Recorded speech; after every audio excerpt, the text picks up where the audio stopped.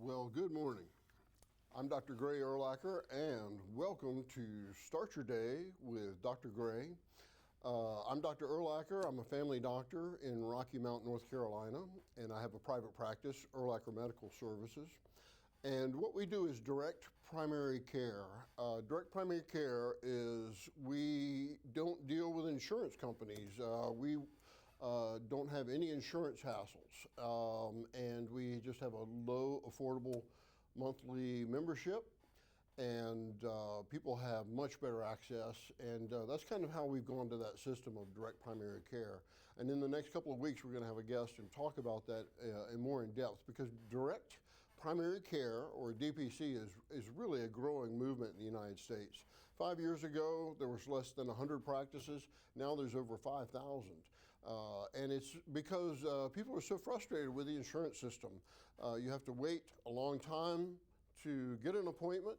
You wait a long time in the doctor's office to see the doctor or the provider.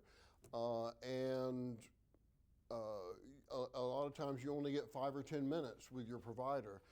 In direct primary care, we don't have that pressure to move people through every 5 or 10 minutes.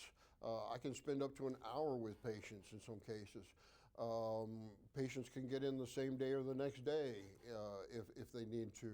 So there's a lot more access, there's a lot more personalized care. It's kind of the way healthcare used to be before so many corporate players got involved.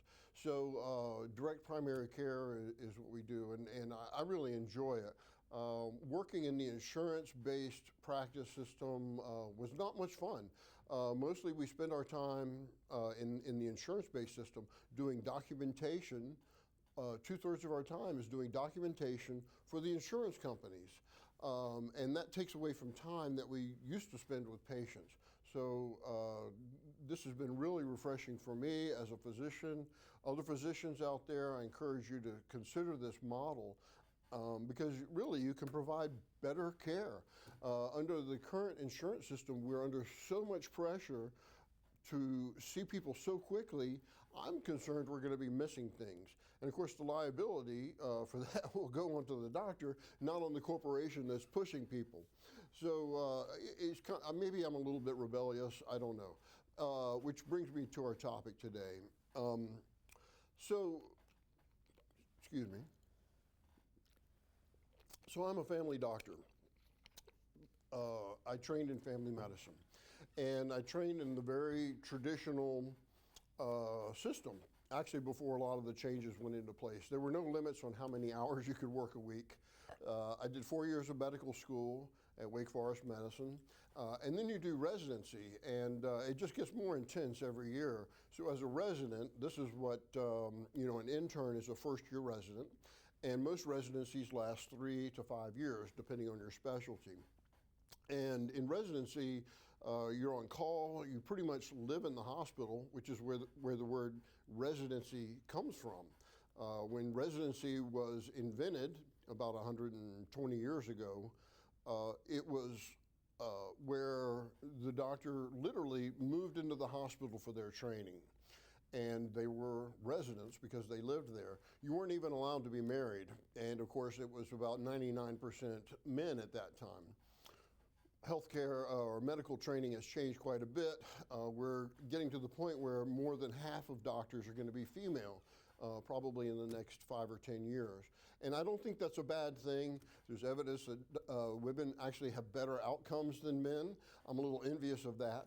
But I think, of course, that's all individual, and that's just one study. But it's great having women in healthcare. It's great that residents have more restrictions. They're restricted to, I think, like 90 hours a week, which still sounds like a lot of time. But in my day, we were easily spending over 100 hours a week working in the hospital. So that system has changed. So I went through that training in family medicine, and at that time, and still to a certain extent, you do a lot of training in obstetrics. For the first 10 years of practice, I was doing obstetrics, delivered hundreds of babies, had babies in my practice. And that's the beautiful, interesting thing about family medicine is that we see all ages from birth until the end of life, no matter how old you get. It also prepared me for a lot of things. I did spent a lot of time doing emergency medicine because at that time, rural hospitals were pretty much run by family doctors. They did a lot of procedures, they covered the emergency room, rounded on patients, and then had a full day of clinic. Back to what I was saying about looking outside the system. When I got towards the end of my training, I also was discovering that there are limitations with modern medicine. There's a lot of things that we don't have treatments for. We weren't very focused on prevention. And it kind of dismissed anybody's home remedies or things, natural treatments, nutrition. They even dismissed things like your mental attitude. It was all pretty much very rigid scientifically. It's like if you could see it in a study, then you would do that in practice. But they didn't give much credence to things like the patient's mental attitude or alternative medicine. And so I became interested in alternative medicine very early on. Now, alternative medicine is what they called it back then, and when I say back then, I mean the 90s, which for me isn't that long ago. But anyway, in the 90s, it was called alternative medicine, and mainstream medicine really dismissed it. As I went on and studied it, I first became very interested in herbal medicine, studied that quite a bit, and ended up actually giving some lectures at medical school and grand rounds on herbal medicine. And it was very contentious. I had doctors that would walk out of the lecture because they didn't want to hear anything about herbal medicine. But if you think about it, about 25% of our pharmacopoeia, in other words, the medications that we have, originated from nature, plant and animal sources. And we purify these things. For example, the classic example is aspirin. Aspirin is an herbal medicine. If you take white willow, the tree, bark, and grind it up and refine it, you can make aspirin. But historically, people took white willow bark as an herbal medicine.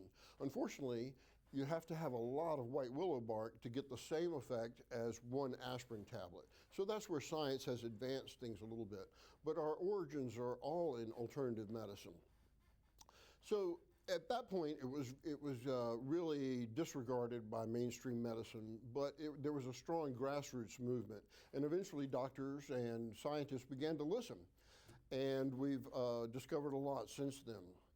At some point in the 90s, they began to call it complementary medicine because you could practice traditional orthodox medicine, also called Western medicine or allopathic medicine.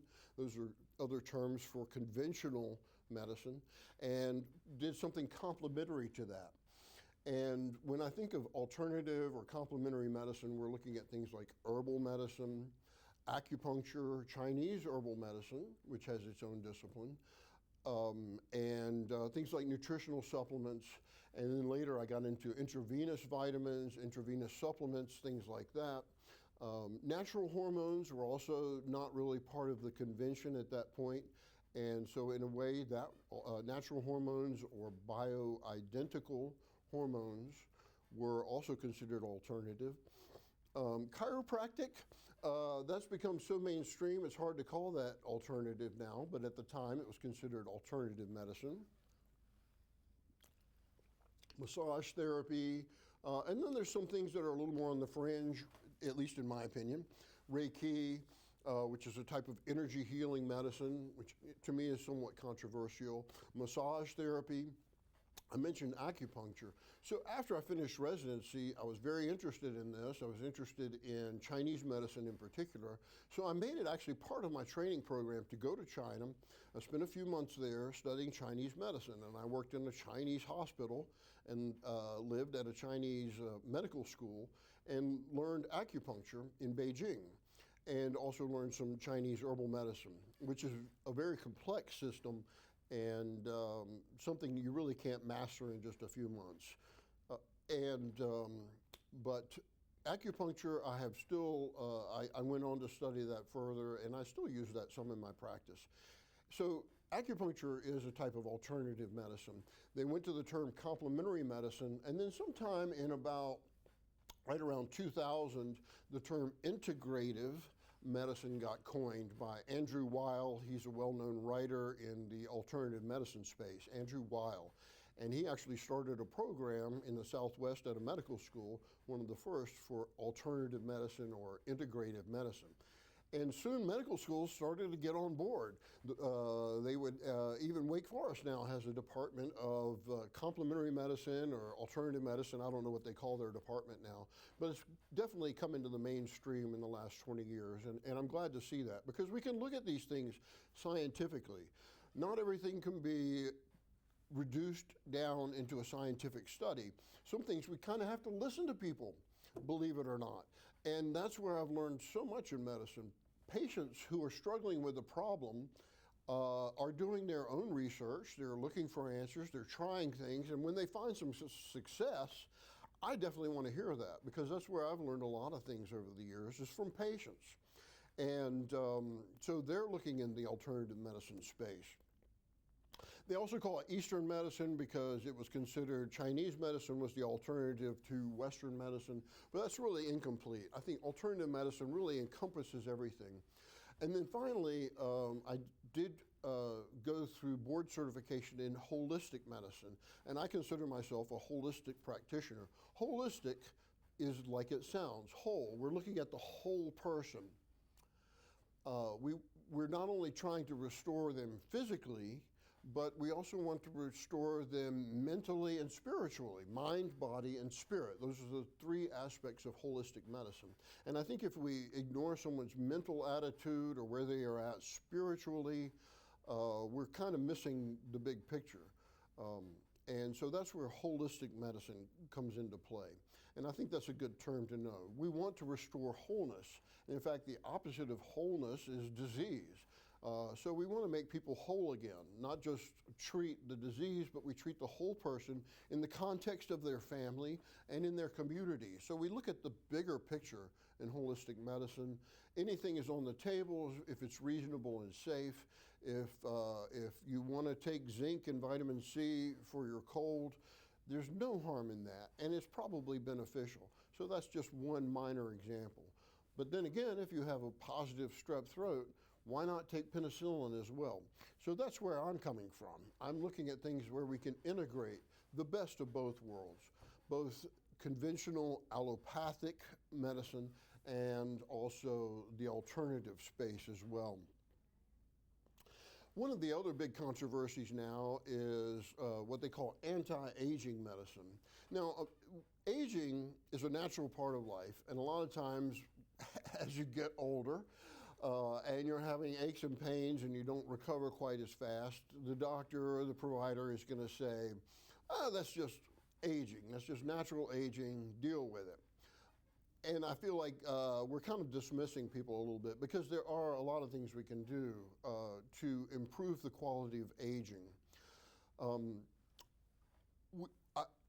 I want to look at things not just in terms of lifespan. Our goal is not just to live longer, but to live better.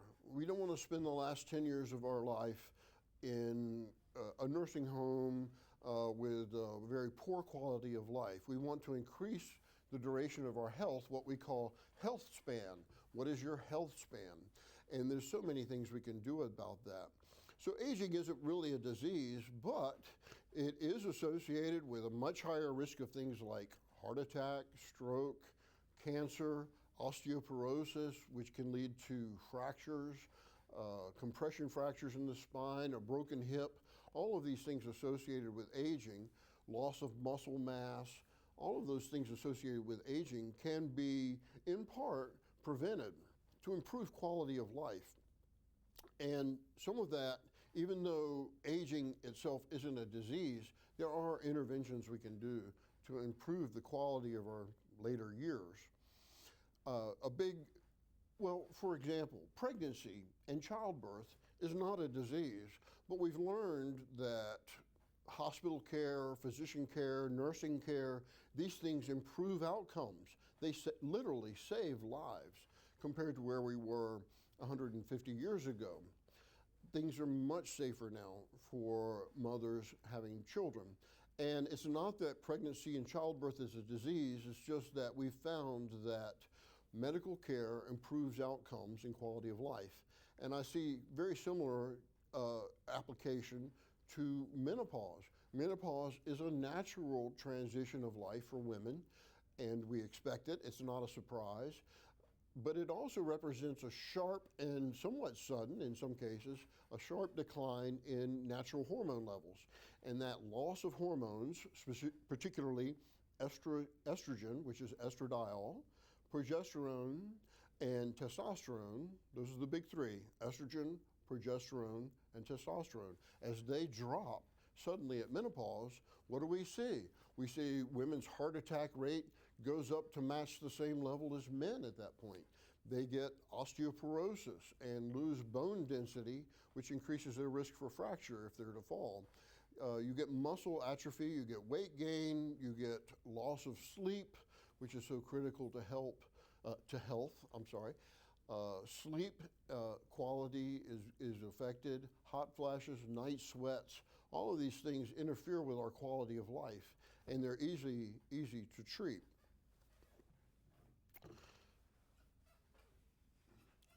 So I also want to think about maybe we should look at aging that way. What are the things we can do? Now, I never would go right into just saying, well, you need to take this supplement or that supplement. I don't think supplements or anything in a bottle is an answer, whether it's a prescription drug or something you can get in over the counter. The answers usually start with the things like what's on our plate, what are we eating, what's our stress level in our life, are we getting 7 or 8 hours of sleep at night, are we active, are we walking on a daily basis, getting exercise. These things are very preventive, very effective, well studied and proven to improve the quality of life. So I just want to put that out there, that it's always good to be open-minded. As a physician, I want to be open-minded and listen to my patients. I can learn from them. I can also guide them because there's a lot of misinformation out there on the internet, a lot of extreme claims, a lot of things that just don't hold water scientifically. And by having had this background in training in science and medicine, as well as alternative medicine, I'm able to at least help guide people to what things really might be effective and what things they're just trying to sell you something. So I put that out there just as an idea that we need to be open-minded to alternative medicine.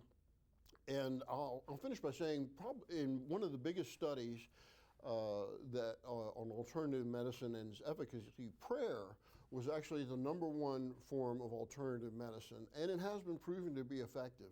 I'm not going to go into any kind of proselytizing right now, but I do think that spiritual health is just as important as your mental and physical health, the mind, the body, and the spirit. So that's what holistic medicine is. If somebody says holistic medicine, just say mind, body, and spirit.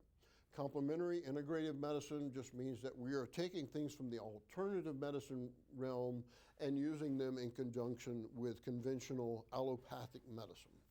So I'm Dr. Gray Urlacher. Thanks for tuning in today. I'm here every second and fourth Thursday morning. We're going to have some good guests coming up in the next month, and I do hope you'll tune in. You can also catch it on YouTube, and you can reach me, Dr. Urlacher, at urlachermedical.com. And thanks for tuning in today. Have a great day and good luck going back to school. Take care.